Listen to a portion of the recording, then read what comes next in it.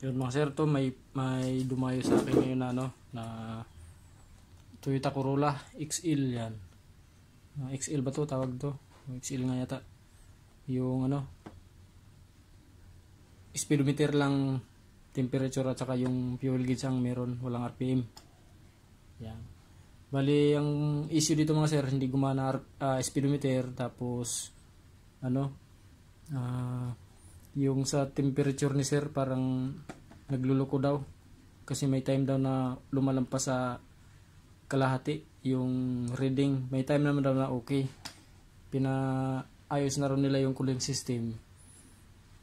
May time daw talaga na bumabalik pa rin yung problema, nagluloko. Kaya papacheck niya rin sa akin. To re-repair ko tong yung speedometer. Tapos may napansin ako dito mga sir, yung sa likod. Ito mga sir, yan. Sa side ng temperature, ito nag-init. Yan, indikasyon yan mga sir na nag-init, ayun, nabalatan yung umangat na nga yung isa. Umangat na yung copper niya, yung sa ground. Tapos nakita ko dun sa likod kanina mga sir, dun sa may socket, may nakatap na wire na walang electrical tape. Tapos balat yung dulo ng wire.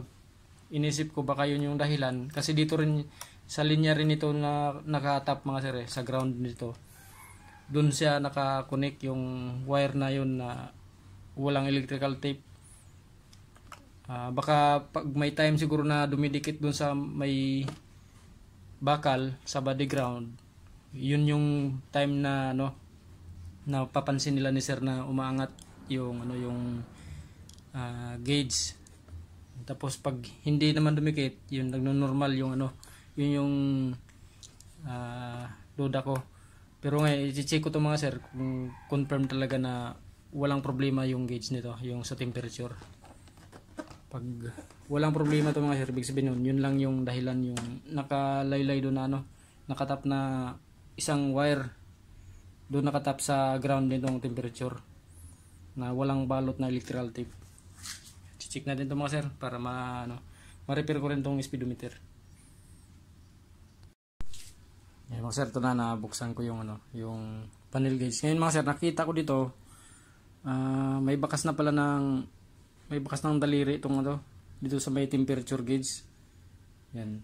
Tapos nakaangat na siya mga sir masyado. Hindi na siya pantay dito hindi na siya parehas yung clearance niya dito sa dalawa, sa speedometer at saka sa fuel.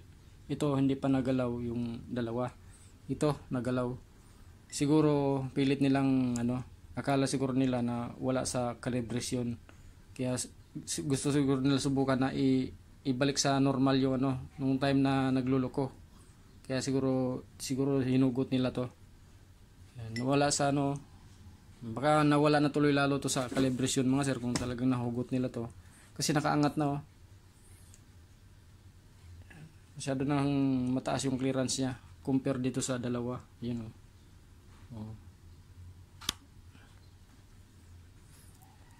Subukan na rin natin i-check natin ito mga sir. I-testing natin mga sir yung speedometer.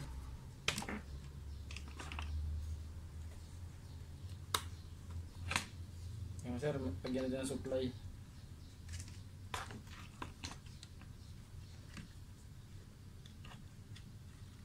Testing muna natin bago natin i-repair. Talagang ayaw gumana. Yan mga sir, nagana siya pero dito sa simulator mababa lang yung galaw niya Yan. Konti lang yung angat niya. Kaya siguro pag doon sa mismong sasakyan wala talagang galaw doon. Yan, ayaw niya umangat mga sir. Ganyan lang siya. I-repair natin ito mga sir, speedometer.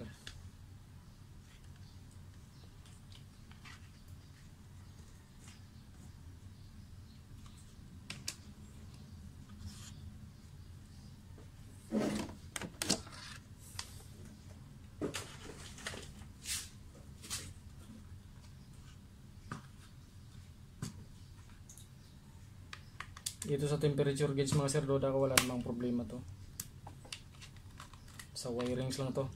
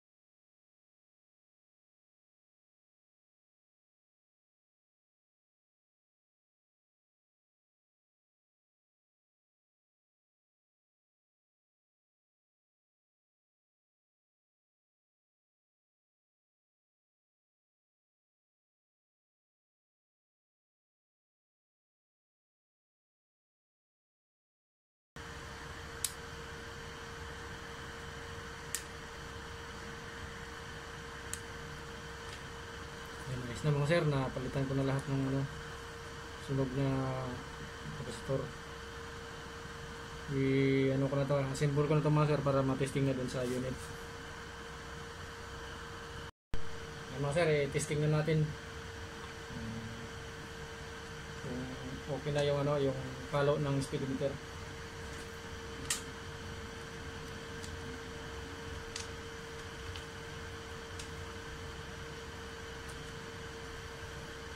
Tignan nyo mga sir yung speedometer. Yun. Ay mga sir, di na siya katulad kanina na sobrang kunting kibo lang talaga siya kanina. Nice na. Normal na yung follow niya mga sir. Tapos i-testing na rin natin doon sa mismong unit para malaman kung walang problema ang wirings o kaya yung sensor. Na-check ko na rin mga sir yung ano, yung temperature gauge. Okay siya, wala siyang problema. May problema lang talaga doon sa connection sa wirings o kaya dahil doon sa may nakatap na hindi nilagyan ng electrical tape. Baka dumidikit dun sa bakal kasi konektado siya dito sa ground ng temperature gauge Isa rin sa dahilan siguro kaya nag-init to dito. I-testing nga dito sa mismong unit mga sir. Girit yung palo niya sir, ganitong takbo. Ayos na mga sir, yung ano, yung speedometer ni sir dito sa Corolla na XE sir, no? Ay XL. XL. Kanina hindi gumana. Matagal na raw, sabi ni sir, college pa raw si sir, hindi na raw talaga gumana.